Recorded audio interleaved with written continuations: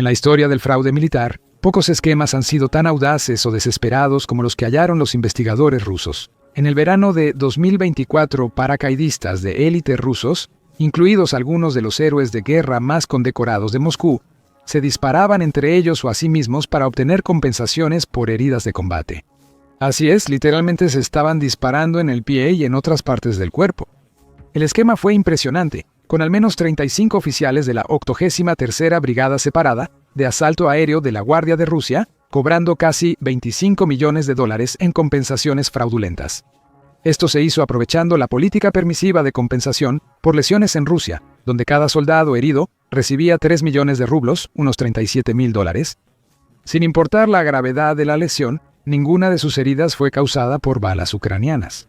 Profundicemos en este esquema de disparar por dinero. El teniente coronel Konstantin Frolov, conocido como el Verdugo por su habilidad como francotirador, parece ser el cerebro de este audaz fraude. Después de ser herido, Frolov finalmente admitió que sus propios compañeros le dispararon a petición suya, procurando no dañar órganos vitales, o para asegurar el pago repetidamente. Su cómplice era el coronel Artem Gorodilov, un comandante cuyos crímenes de guerra en Bucha lo hacían ideal por su flexibilidad moral.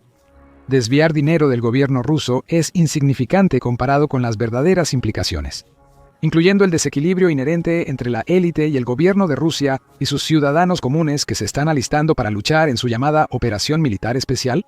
Primero, profundicemos un poco más sobre el esquema real. Considerando todo, operó con una precisión y previsión que solo podrías llamar militar, lo cual es apropiado considerando quién lo llevó a cabo. United 24 informó que los perpetradores fingían heridas durante pausas en los combates reales. Un soldado que pronto sería herido dirigía a sus compañeros para que le dispararan en las piernas o incluso en el cuerpo, señalando cuidadosamente áreas no vitales para evitar una pérdida excesiva de sangre. Con el modelo de compensación de entonces en Rusia, esto les habría asegurado un paquete monetario considerable. Luego, después de ser tratados por sus heridas, eran enviados de nuevo al frente y podían realizar el fraude otra vez. El método de Frolov era particularmente descarado. Según United 24, documentos judiciales sobre Frolov indican que recibió oficialmente 4 heridas de combate y usaba parches que señalaban 5 heridas leves y 2 graves. Por su historial, parecía tener más insignias de heridas que heridas reales, usando esto para forjar fama de guerrero imparable pese a múltiples lesiones. Los medios estatales rusos difundieron la historia para impulsar su propaganda entre la población. La televisión estatal rusa mostró un segmento donde lo presentaron como un oficial noble que luchó herido y adoptó a un niño rescatado de un bombardeo. El Ministerio de Defensa y otros medios repitieron la misma mentira. Se cree que la imagen heroica de Frolov fue inventada, incluidos sus supuestos actos humanitarios, para recibir más reconocimientos y compensaciones. Sin embargo, el esquema iba mucho más allá de la avaricia individual. Los soldados se autolesionaban para obtener licencias pagadas y atención médica prioritaria, incluso fingían lesiones graves. Los oficiales de la 83ª Brigada de Asalto Aéreo de la Guardia podían recomendar a sus soldados para la Orden del Valor, una de las máximas condecoraciones rusas por valentía. Un denunciante reveló la conspiración a las autoridades en verano de 2024. Frolov fue arrestado de inmediato en junio de 2024, seguido por Gorodilov un mes después. Parecería tomar meses desenmarañar la magnitud del fraude. Frolov supuestamente delató rápido a otros cómplices para lograr un acuerdo con el gobierno. Pero para entender por qué los llamados soldados de élite rusos se dispararían a sí mismos por dinero, necesitamos profundizar un poco más en los extraños incentivos económicos que ha creado la guerra del presidente ruso Vladimir Putin. En teoría, el sistema de compensación que Putin estableció como parte de la Operación Militar Especial fue diseñado para hacer que el servicio militar fuera financieramente atractivo, especialmente para personas fuera de los principales centros de población e industriales. Según las reglas vigentes, el gobierno pagará 3 millones de rublos, unos $37.000 en agosto de 2025, a los soldados heridos en el frente. Esta era una suma obscena de dinero, especialmente si lo consideras. El salario promedio en Rusia era de 58.000 a 72.000 rublos o $700 a $900 según la fuente.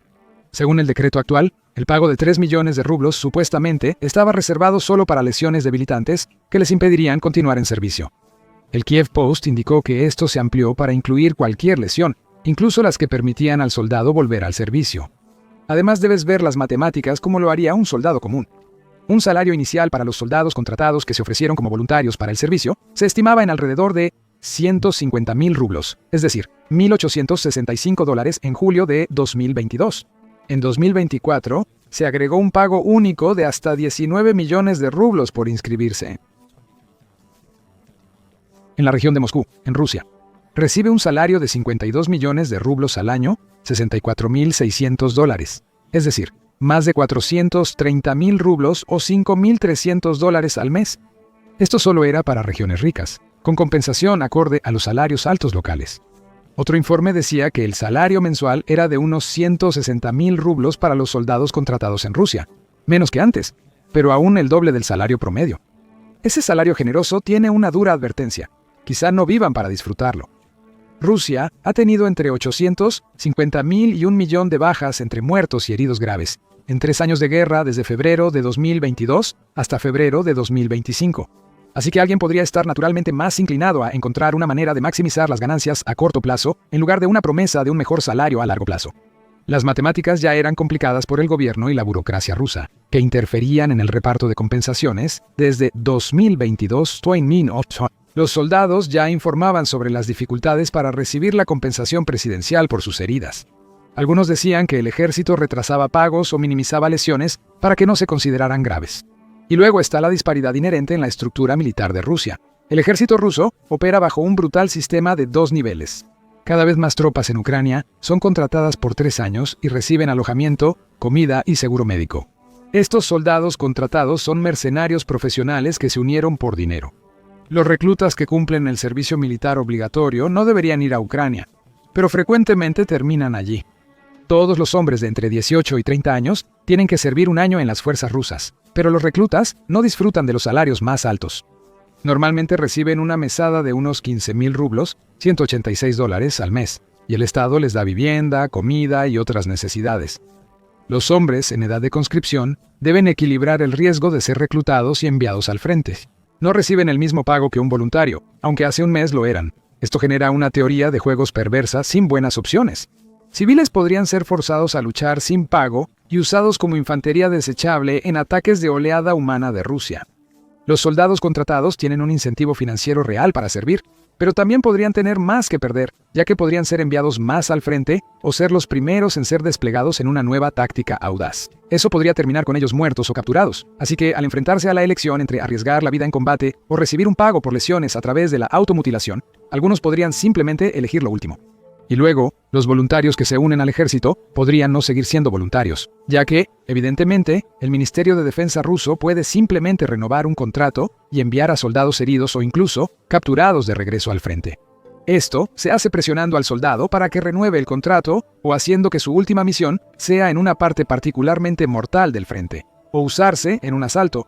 Para el ejército ruso, las matemáticas no funcionaron.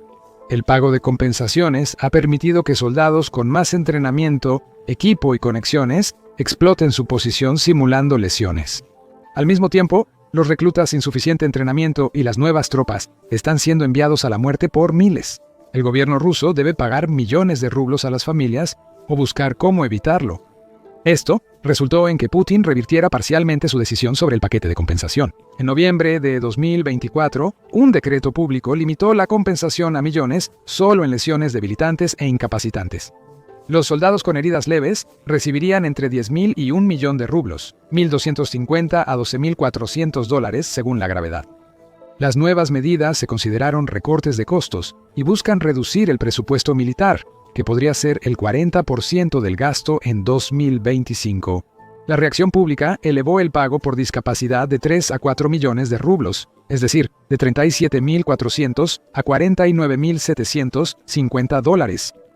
Con el cambio en la distribución de la compensación, seguía considerándose un ahorro neto para el gobierno ruso. Al ver el gasto del gobierno, el cambio tiene sentido. El gobierno ruso pagó cerca de 3 billones de rublos, unos $37.000 millones, en salarios y compensaciones a soldados y sus familias entre julio de 2023 y junio de 2024. Esto equivale al 8% del gasto federal destinado al personal militar y sus familias, siendo un gran drenaje de recursos estatales. Las muertes y lesiones graves que impiden el regreso de un soldado al servicio activo son poco comunes.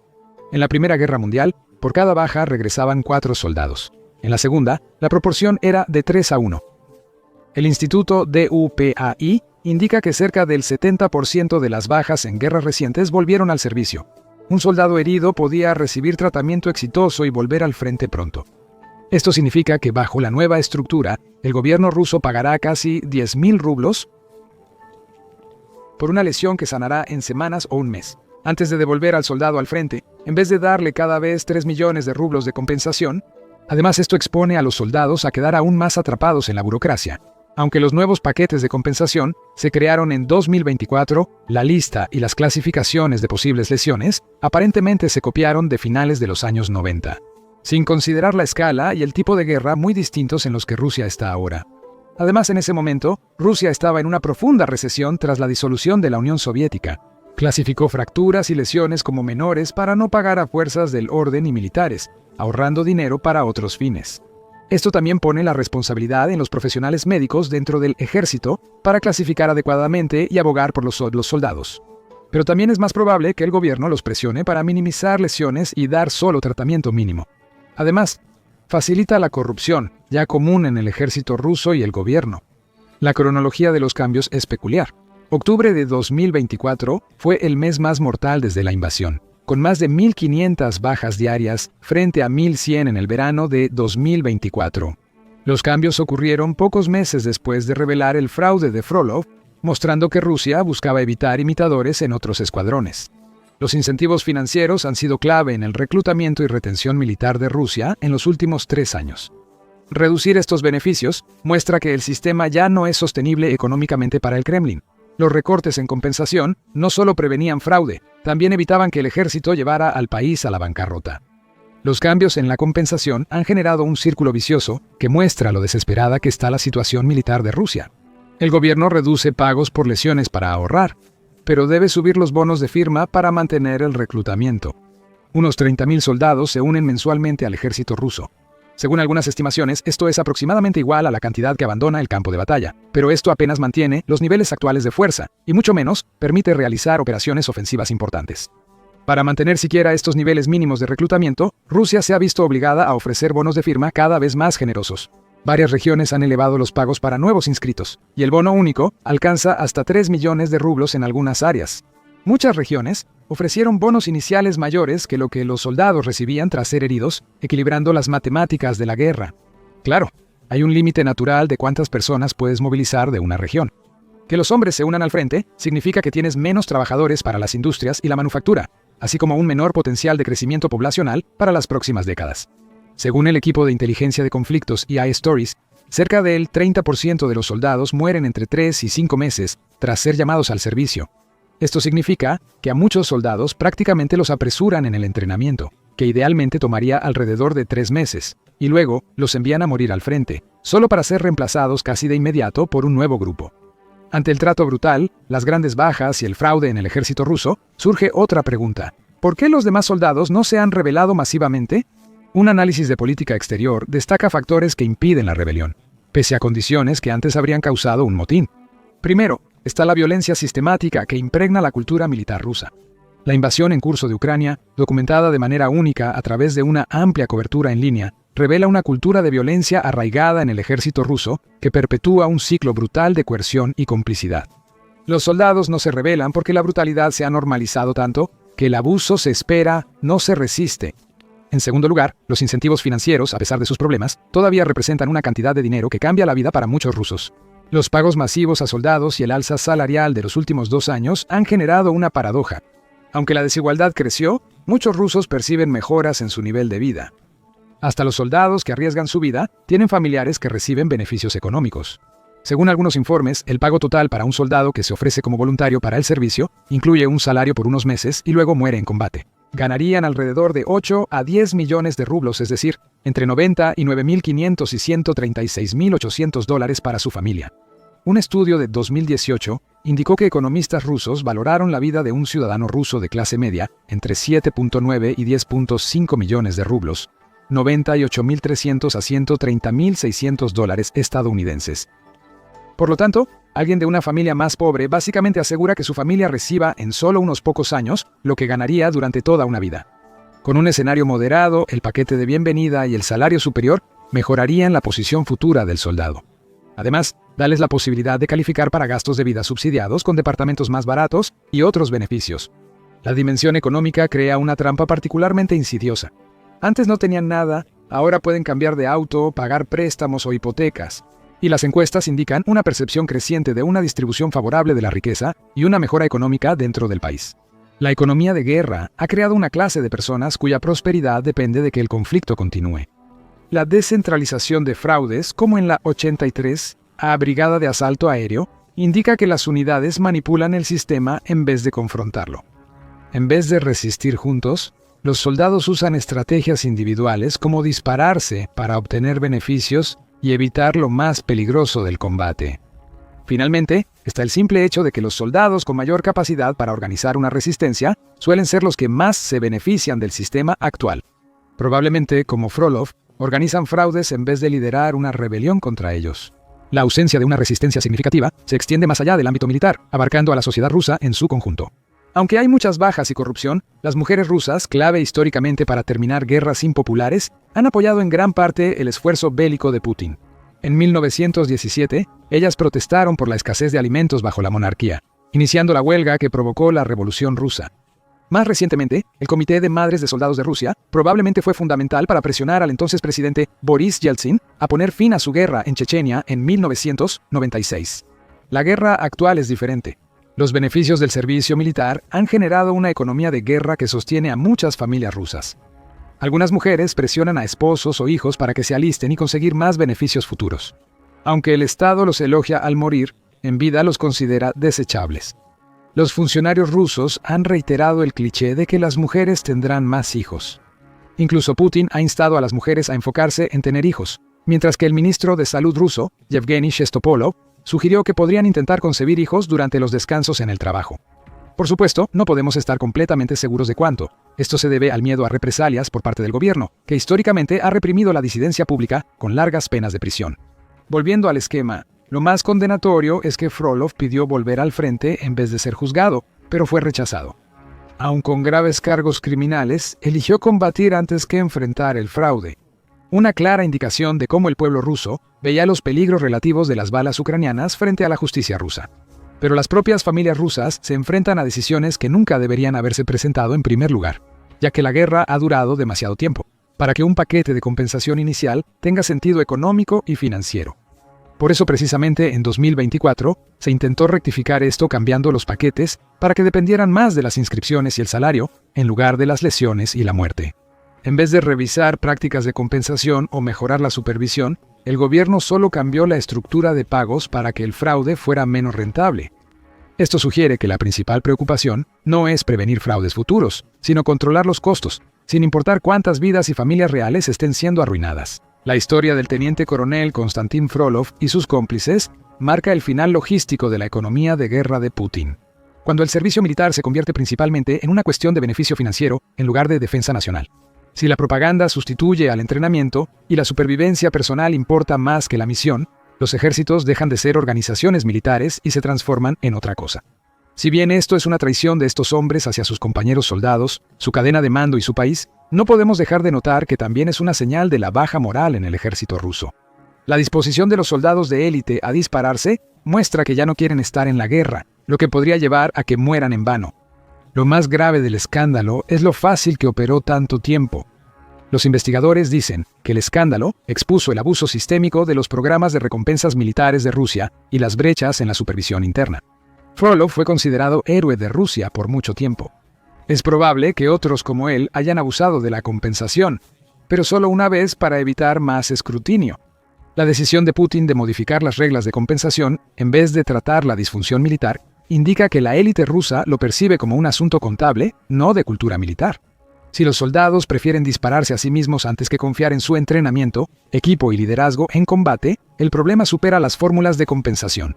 Al final, lo más honesto que hizo el teniente coronel Frolov fue pedir a sus compañeros soldados que le dispararan. Es una metáfora de lo que la guerra de Putin causó al ejército ruso. Incluso su apodo, el verdugo, refleja lo que Putin le hace al país. Gracias por vernos. Para saber por qué Putin inició una guerra aparentemente interminable, mira este video. Y para mantenerte al tanto de las noticias más recientes sobre geopolítica global, suscríbete a El Show Militar para ver videos diarios.